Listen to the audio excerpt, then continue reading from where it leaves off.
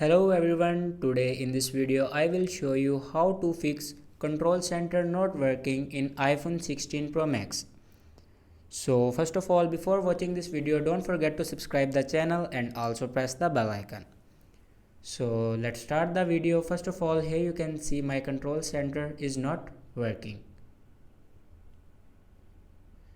So if you want to fix your problem, then simply click on settings and then scroll down, and here you see the option Face ID and passcode.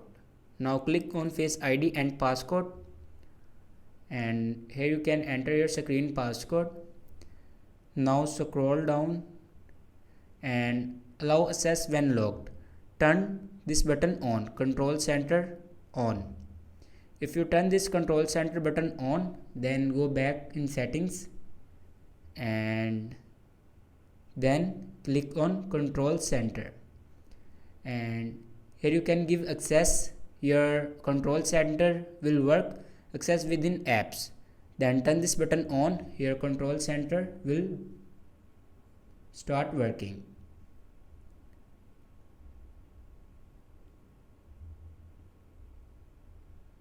So this is the way to fix control center not working in iPhone 16 Pro Max.